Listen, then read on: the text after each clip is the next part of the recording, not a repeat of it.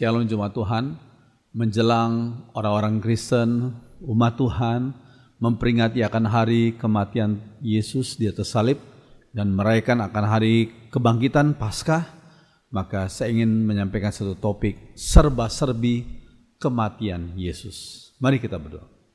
Roh Kudus, kuasai hamba-Mu, sensor tutur kata sikap hamba-Mu, dan setiap kami yang menonton dan mendengarnya, kami juga dibimbing oleh Roh kebenaran, yaitu Roh Kudus. Berbicara kepada kami lewat lidah hamba-Mu dalam nama Tuhan Yesus. Amin.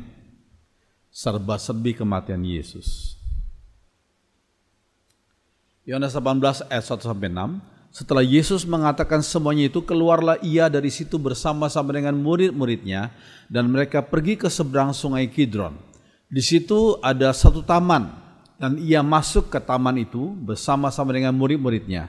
Yudas yang mengkhianati Yesus tahu juga tempat itu, karena Yesus sering berkumpul di situ dengan murid-muridnya. Maka datanglah Yudas juga ke situ dengan sepasukan prajurit dan penjaga-penjaga bait Allah yang disuruh oleh imam-imam kepala dan orang-orang Farisi, lengkap dengan lentera, sulu, dan senjata. Maka Yesus yang tahu semua yang akan menimpa dirinya, maju ke depan dan berkata kepada mereka, Siapakah yang kamu cari? Jawab mereka, Yesus dari Nazaret. Katanya kepada mereka, akulah dia. Yudas yang mengkhianati dia berdiri juga di situ bersama-sama mereka.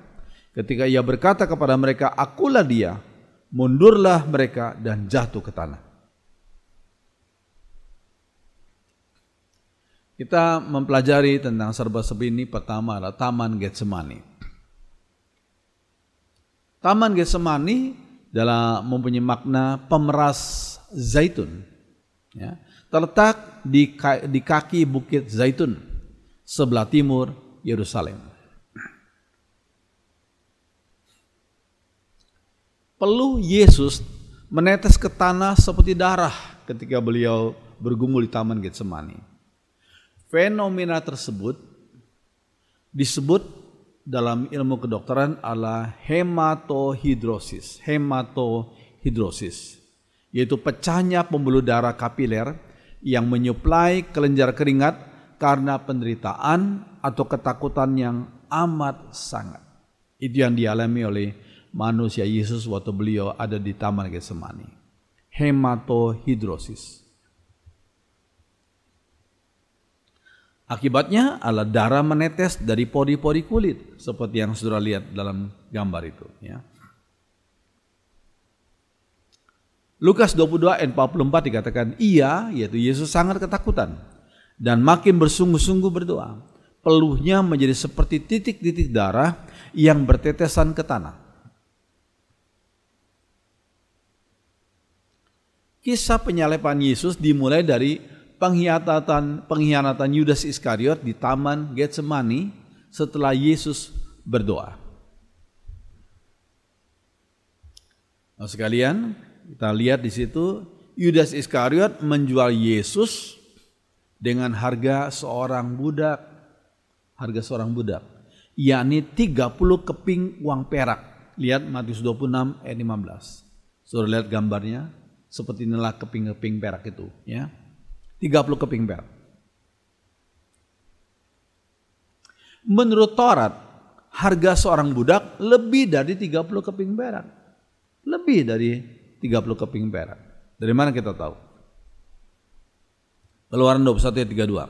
Kalau yang terbunuh itu seorang budak laki-laki dan perempuan, pemilik sapi itu harus membayar 30 uang perak kepada pemilik budak itu, dan plusnya sapi jantan itu harus dilempari batu sampai mati. Jadi 30 keping perak dengan sapi jantan yang mengakibatkan terbunuhnya budak itu. Ya. Jadi Yudas itu menghargai Yesus ya lebih rendah daripada budak ya yang terjadi kalau ada terbunuhnya budak gitu ya. Uang itu cukup, uang yang diberikan kepada Yudas Iskariot itu cukup untuk membeli tanah tukang periuk, yakni untuk penguburan orang asing. Matius 27 ayat 7. Kemungkinan beberapa tukang periuk menjadi pemiliknya atau menempatinya, atau menjadi lokasi tempat dibuangnya bejana-bejana tanah liat yang sudah rusak. Tanah ini jadi tempat dikuburnya orang-orang asing, yakni kaum proselits, ya, orang-orang non-Yahudi yang tertarik pada pengajaran Taurat. Nah, mereka disebut sebagai proselit. Ya. Tanah ini menjadi tempat dikuburnya orang-orang asing, yakni kaum proselit yang masuk ke agama Yahudi. Mereka datang ke Yerusalem untuk beribadah kepada Allah Yahweh, dan mereka meninggal di sana.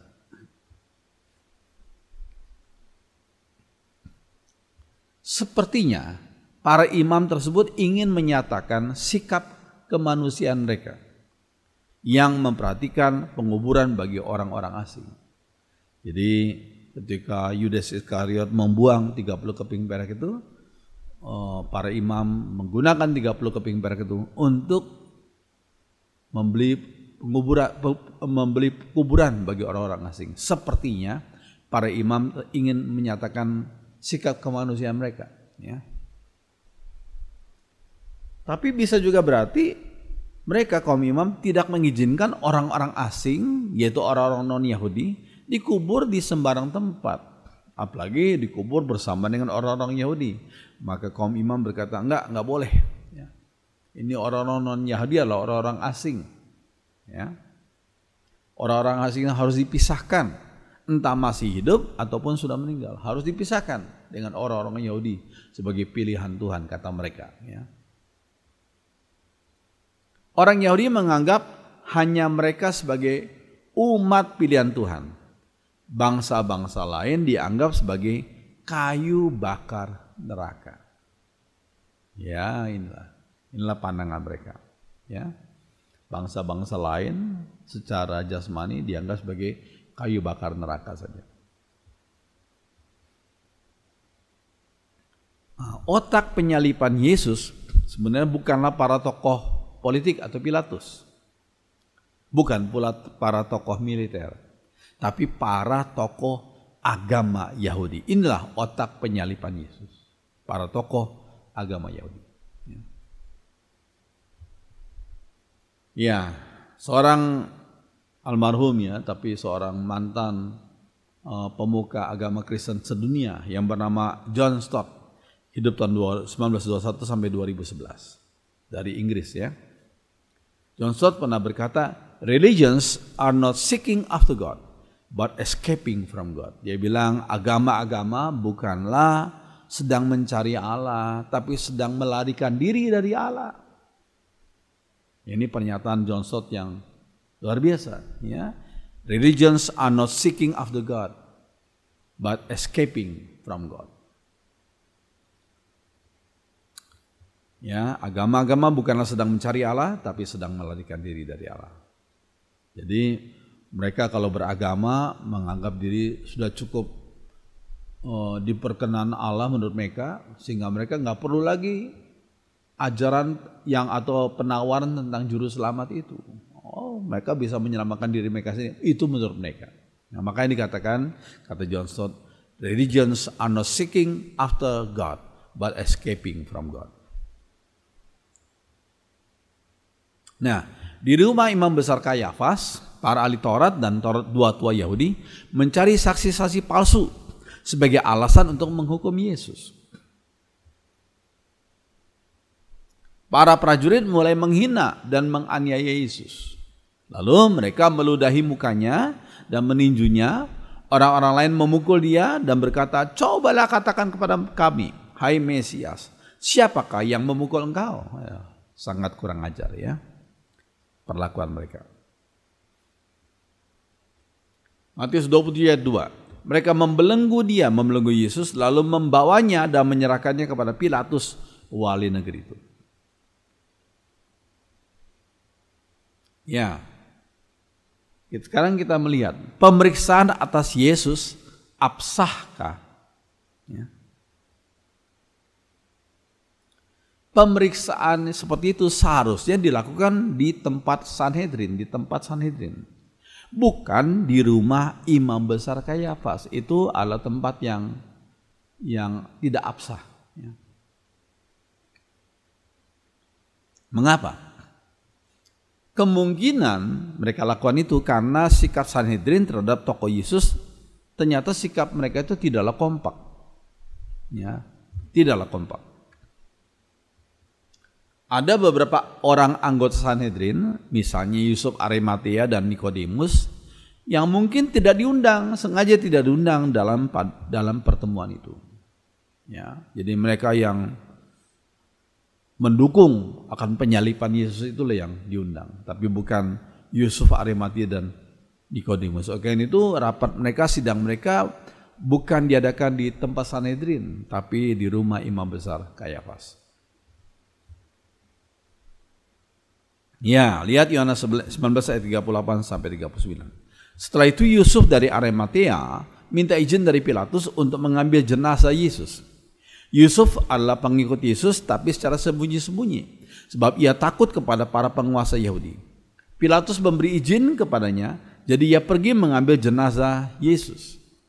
Nikodemus yang dahulu pernah datang kepada Yesus pada waktu malam, Yohanes 3 ya, pergi juga bersama Yusuf. Nikodemus membawa ramuan mur dan gaharu, seluruhnya kira-kira 30 kg banyaknya. Ini dalam terjemahan sehari-hari ya.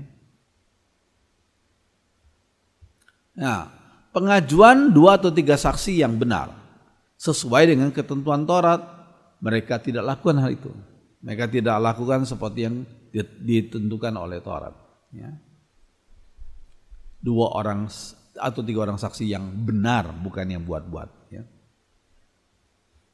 Banyak saksi yang dipanggil untuk memberi kesaksian palsu terhadap Yesus, tapi kesaksian mereka bertentangan satu sama lain karena mereka kesaksiannya palsu, saling bertentangan ya.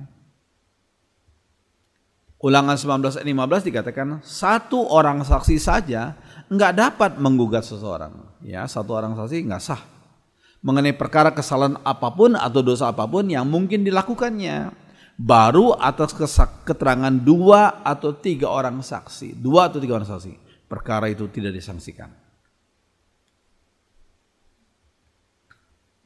Ya, terhadap berbagai kesaksian palsu itu, bagaimana sikap Yesus? Yesus hanya berdiam diri, hanya berdiam diri. Lihat Markus 14 57 sampai 61. Lalu beberapa saksi berdiri dan memberi kesaksian palsu ini tentang Yesus.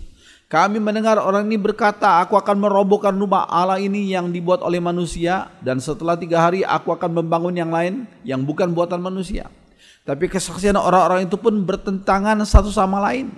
Maka imam agung berdiri di hadapan mereka semua dan bertanya kepada Yesus, apakah engkau tidak menjawab tuduhan-tuduhan yang dilontarkan kepadamu? Yesus tidak menjawab, karena itu semua tuduhan palsu. Ya, tapi Yesus diam saja, ia tidak menjawab sama sekali. Kenapa Yesus bersikap diam saja? Karena di hadapan Yesus orang-orang itu sudah dianggap sebagai orang-orang bebal. Nah, kitab Amsal, orang bebal nggak perlu diladeni, ya, nggak perlu diladeni. Ya, mengapa Yesus berdiam saja? Mungkin di hadapan Yesus mereka dianggap sebagai orang bebal atau dungu saja. Amsal 26 ayat 4. Orang yang menjawab pertanyaan orang dungu, orang bebal, sama bodohnya dengan orang itu. Sehingga Yesus tidak mau menjawabnya. Ya, dalam terjemahan sehari-hari. Petrus menyangkali Yesus sampai 3 kali. Dengan eskalasi yang semakin meningkat. Ya, kita bicara soal serba-serbi ya. Sehingga kita dalam pik kali ini kita akan membahas beberapa hal. Sekarang kita melihat tentang Petrus. Petrus menyangkali Yesus sampai 3 kali dengan eskalasi yang semakin meningkat. Lihat Markus 14. Petrus menyangkali Yesus 2 kali, ya. Terus yang ketiga kali Petrus menyangkali Yesus sambil mengutuk dan bersumpah, itu pada kali yang ketiga. Jadi Petrus melakukan penyangkalan kepada Yesus dengan eskalasi yang semakin meningkat. Imam kepala dan tua-tua Yahudi telah mengambil keputusan untuk membunuh Yesus. Lihat Matius 27 ayat 1 dan 3. Yudas menyesal, Yudas Iskariot ya, menyesal dan mengembalikan 30 keping perak itu.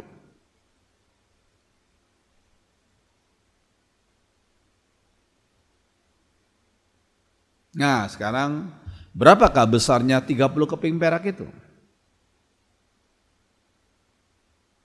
Keluaran 21:32, kalau yang terbunuh itu seorang budak laki-laki atau perempuan, pemilik sapi itu harus membayar 30 uang perak kepada pemilik budak itu, dan sapi jantan itu harus dilempari batu sampai mati. Jadi harga seorang budak lebih tinggi daripada 30 keping perak. Karena dikatakan plus sapi jantan itu harus dilempari batu sampai mati. Namun manusia Yesus dijual dengan 30 keping perak saja. Berarti di hadapan mereka Yesus itu lebih rendah dari seorang budak. Wah, ini kejahatan yang luar biasa, ya. Iya. Kemudian setelah kelakuan itu Yudas menggantung dirinya. Matius 27. Yudas Iskariot menyesal tidak sama dengan bertobat, ya. Yudas Iskariot disebut oleh Yesus sebagai the son of perdition, yaitu anak kebinasaan. Lihat Yohanes 17:12, the son of perdition, itu Yudas, ya, Yudas Iskariot. Dikatakan tubuhnya jatuh ke tanah dan terbelah. Lihat Kisah Rasul 1:18. Iya, di hadapan Pilatus. Sekarang kita bahas tentang hal ini. Setelah Yesus dibelenggu oleh orang-orang Yahudi, ia diserahkan kepada Pilatus. Lihat Matius 27:2. Istri Pilatus mengingatkan suaminya agar tidak mencampuri urusan orang benar itu, tidak mencampuri urusan Yesus. Lihat Matius 27:19. Ya. Biasanya para istri diberikan intuisi yang lebih peka daripada para suami. Biasanya, ya, intuisinya lebih peka.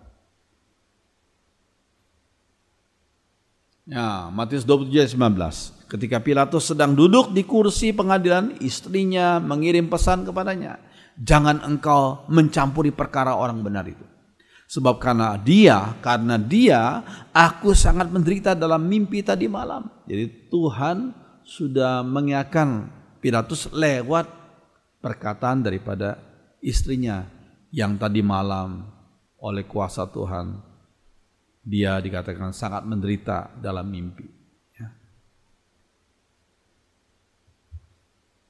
Oleh hasutan para imam kepala dan tua-tua Yahudi, orang banyak minta Barabas yang dibebaskan dan Yesus dihukum. Markus 15:7. Di dalam penjara, di antara pemberontak-pemberontak yang melakukan pembunuhan pada waktu kerusuhan, ada seorang bernama Barabas. Kemungkinan Barabas adalah salah seorang pemberontak yang berusaha melawan penjajah Romawi. Dia adalah salah seorang pemberontak, ya, yang berusaha melawan penjajah Romawi. Karena terus didesak dan untuk menenteramkan rakyat Yahudi waktu itu, Pilatus akhirnya cuci tangan dan menyuruh pasukannya untuk menyesah Yesus. Menyesah Yesus.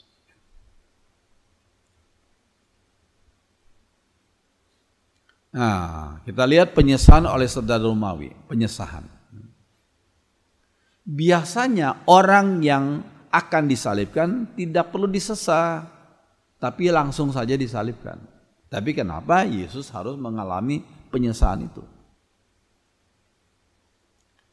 Nah, Pilatus menyesah Yesus karena mungkin ia bermaksud untuk meredakan kemarahan orang banyak agar Yesus tidak usah dihukum mati. Jadi itu maksudnya mungkin. Untuk meredakan kemarahan orang-orang Yahudi agar Yesus nggak usah dihukum mati. Aku sesah sekarang. Ya, karena Pilatus 3 kali dia menyatakan di depan orang ini, aku tidak mendapati kesalahan apapun padanya. Dia nggak bisa divonis dengan hukuman salib. Ya. 3 kali Pilatus berkata kepada orang-orang Yahudi waktu itu, aku tidak menemui kesalahan apapun padanya. Kesalahan apapun tidak aku temui. Ya. Jadi Pilatus menyuruh menyesai Yesus agar orang-orang Yahudi puas gitu loh. Ya sudah, sekarang Yesus sudah disesah, nggak perlu dihukum lagi dengan dipaku di atas salib. Ya.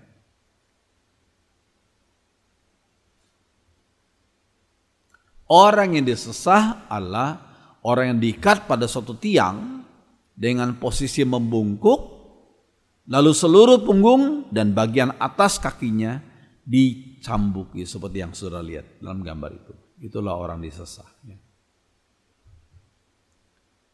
Kejam ya, kejam sekali.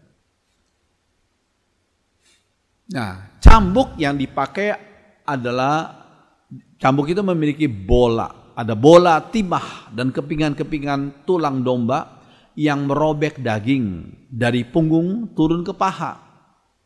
Yang menyebabkan Yesus banyak sekali kehilangan darah. Lihat ya, bentuk cambuknya kira-kira seperti itu.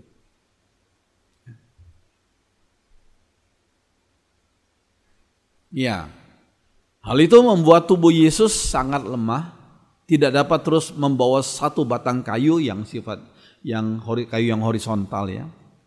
Sehingga karena begitu lemah, karena sudah kehilangan darah, Yesus waktu memikul satu batang kayu itu yang berbentuk horizontal itu, dia harus dibantu oleh Simon Kirene, Simon orang Kirene.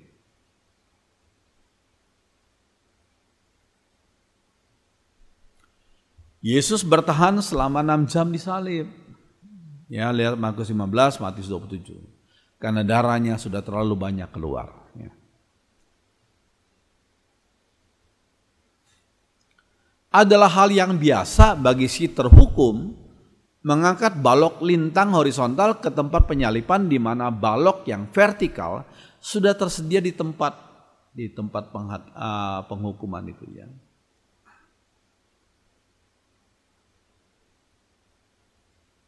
Ya, ada kalanya si terhukum diikat ke balok lintang horizontal dengan tali. Tapi lebih sering paku digunakan seperti yang terjadi pada diri Yesus.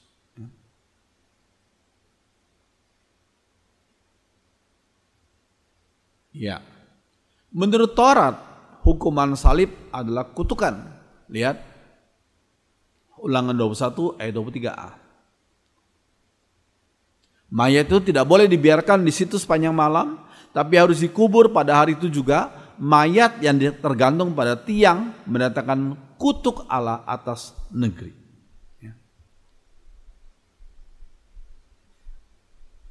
Ya, Allah Bapa mengizinkan anaknya ditimpakan kutuk atas dirinya.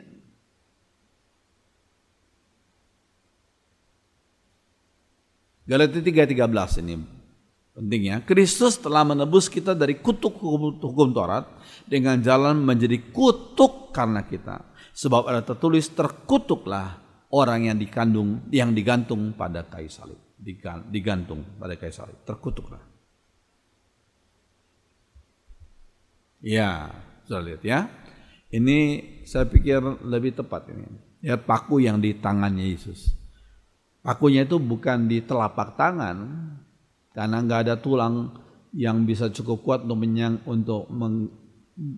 di mana tubuh Yesus akan digantung, tapi justru di bagian pergelangan tangan, itu ya, kiri kanan, bagus itu, ya, cocok. Nah, panjang paku yang digunakan biasanya antara 5 sampai 7 inci, ya 1 inci itu 2,5 cm. Yang dipakukan di tulang tumit dan pergelangan tangan, bukan di telapak tangan. Jadi kalau sudah lihat dalam gambar paku Yesus di telapak tangannya itu keliru. Harusnya di daerah pergelangan tangan, bukan di telapak tangan. Ya.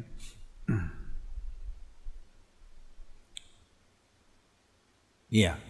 Kejadian 3:15, keturunannya akan meremukkan kepalamu dan engkau akan meremukkan tumitnya. Ini waktu setelah Adam dan Hawa jatuh dalam dosa itu ya.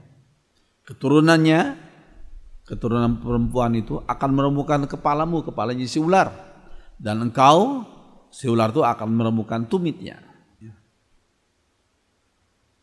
Ya, salib dengan bentuk X atau T digunakan.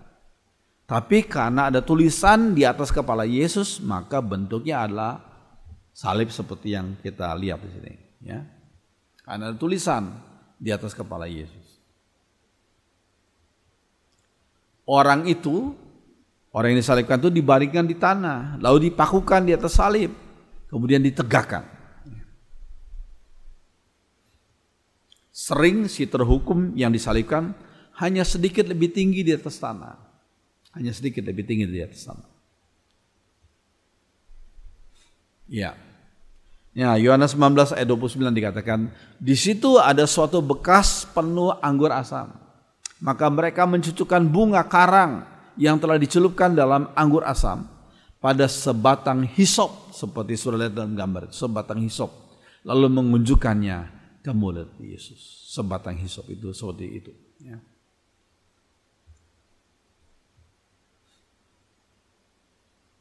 Iya. Triclavianism. Apa itu triclavianism? Adalah satu kepercayaan yang diajarkan oleh Albigenses dan Waldensians. Mereka berkata ada 3 paku yang digunakan untuk menyalibkan Yesus. 3 paku. Lalu seorang prajurit Roma menombak lambungnya setelah Yesus mati, ya, di atas salib. Jumlah dari sebagian orang menyebut sebagai holy nails, paku-paku yang disebut holy, kudus itu, ya, menjadi perdebatan teologis selama berabad-abad. Holy nails, berapa banyak sih paku yang disebut yang pernah dipakai untuk memakukan Yesus itu, ya. Luka paku berakibat pendarahan yang besar. Kematian Yesus dikarenakan pendarahan yang besar dan karena kekurangan nafas juga. Itulah, ya. Kematian Yesus dikarenakan pendarahan yang besar dan karena kekurangan nafas juga. Mengapa sesak napas? Karena kekurangan zat asam yang ada dalam darah. Dia kekurangan darah, padahal zat asam itu ada di dalam darah, sehingga dia biasanya yang dipakukan di atas salib itu sesak napas. Iya, satu-satunya cara untuk menolong diri untuk bernafas ini bagi orang yang dipakukan di salib, ya, adalah dengan sekuat tenaga orang tersebut mendorong dengan kakinya sehingga sedikit dapat menaikkan tubuhnya dan mengurangi tarikan tangannya, menarik dadanya untuk dapat menarik napas. Ya. Terkadang ketika si terhukum terlalu lama di atas salib, prajurit Romawi mematahkan kaki-kaki mereka sehingga orang tersebut tidak lagi dapat menaikkan tubuh mereka karena kakinya sudah dipatahkan kok. Dan akibatnya orang-orang itu kehabisan napas, ya. Itu yang terjadi pada kedua penjahat yang dipakukan di sebelah kiri dan kanan daripada Yesus, ya. Nah, kita lihat bukti linguistik. Pemerintah Romawi menyalibkan ribuan orang sehingga ada banyak bukti dari cara penghukuman tersebut. Ada banyak bukti. Kata crucifixion dalam bahasa Inggris, ya, berasal dari kata Latin, bahasa yang dipakai oleh orang Romawi, yakni crucifixio. Crucifixio artinya ditempatkan di salib dan dibentuk dari kata depan cruci dari kata Latin crux, salib, dan kata kerja figere artinya menempatkan atau menempel, ya.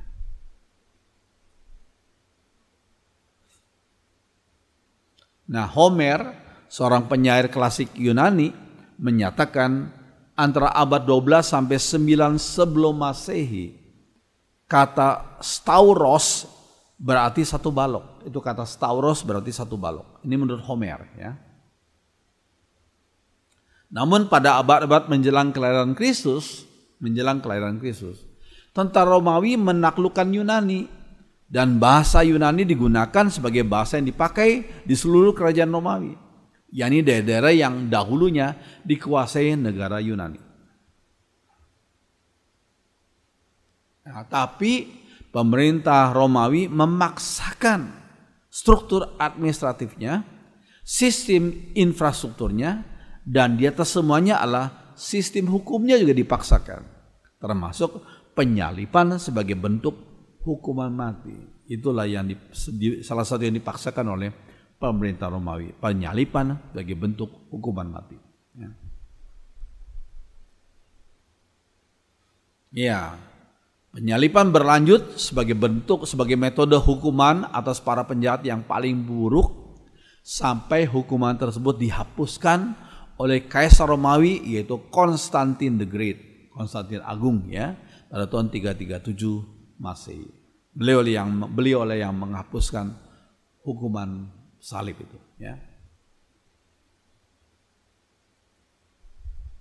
Biarlah apa yang kita sudah pelajari ini memperkaya pengetahuan kita akan firman Tuhan, dan kita akan bersiap hati, mempersiapkan diri kita untuk mengingat akan hari penderitaan Kristus dan kita merayakan akan hari kebangkitan Kristus.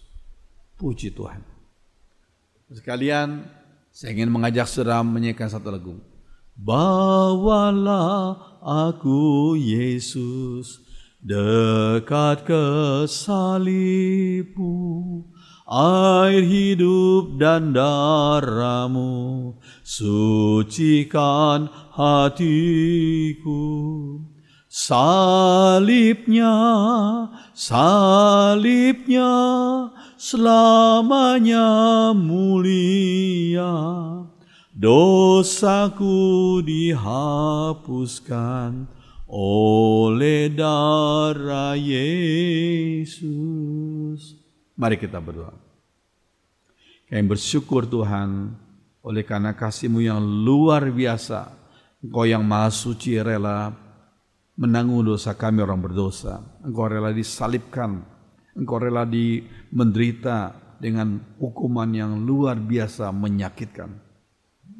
Tapi Engkau rela menerima itu demi kasih-Mu kepada kami. Karena Engkau rela menggantikan hukuman itu yang harusnya kami terima sebagai orang berdosa. Tapi Engkau telah menebus kami. Bersyukur, biarlah pada hari Jumat Agung yang akan kami akan peringati, mendorong kami untuk lebih mencintai Tuhan dengan cinta yang Tuhan pimpin kami, yaitu cinta agape.